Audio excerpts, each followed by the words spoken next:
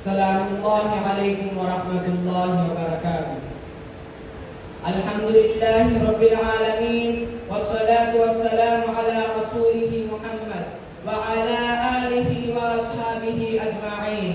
أما بعد، فقد روى أنه جاء رجل إلى النبي صلى الله عليه وسلم وقال: أريد الجهاد في سبيل الله. فقال له الرسول صلى الله عليه وسلم: هل أمك حية؟ قال: نعم. قال: ألزم رجلها فثم الجنة. أيها الإخوة الأفاضل والأحباء الأعاظم، إن الله عز وجل أكد فضائل الوالدين في القرآن غير مرة، وكفى بهما افتخارا أنه ذكر شأنهما على إثر ذكر الله عز وجل بالفور، وهو كما قال: وقضى ربك ألا تعبدوا إلا إياه وبالوالدين إحسانا. وقال: وإذا أخذنا ميثاق بني إسرائيل لا تعبدون إلا الله وبالوالدين إحسانا. وذكر النبي صلى الله عليه وسلم أيضا أشياء كثيرة في فضائلهما، فبالنظر إلى النصوص يسعنا أن نقول إنهما متشاركان في الفضائل، وكلاهما يستحقان الاحترام والإكرام، ولكن رغم ذلك كله تستحق الأم الاحترام والخدمة أكثر من الأب، فإنها تتحمل المشقة أكثر منه، فكيف لا تستحق الاحترام؟ وقد روي عن أبي هريرة رضي الله عنه قال: جاء رجل إلى رسول الله صلى الله عليه وسلم فقال: يا رسول الله، من أحق بحسن صحابتي؟ قال: أمك. قال: ثم من؟ قال: أمك. قال: ثم من؟ قال: أمك. قال: ثم من؟ قال: أبوك.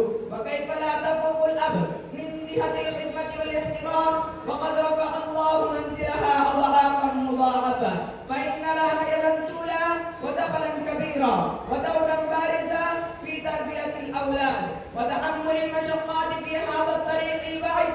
تأتي عليها ثلاث مراحل بعضها أشد من البعض.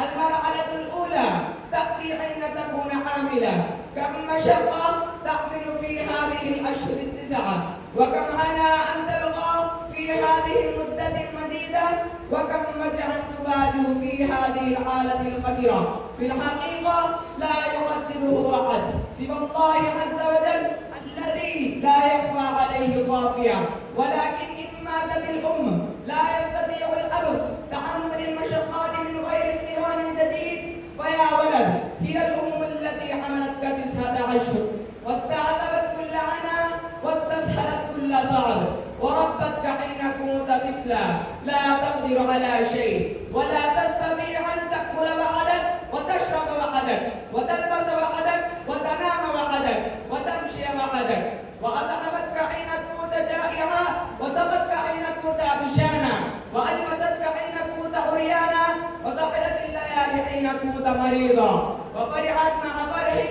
وشفيت مع بشفائك، ومرضت بمرضك وصحت بصحتك. قد جعلت الليل نهارا والنهار ليلا، والصباح مساء والمساء صباحا للراحة.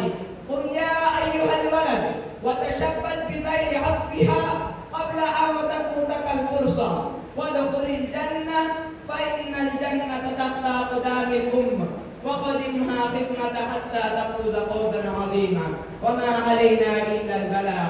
سلام الله عليكم ورحمة الله وبركاته.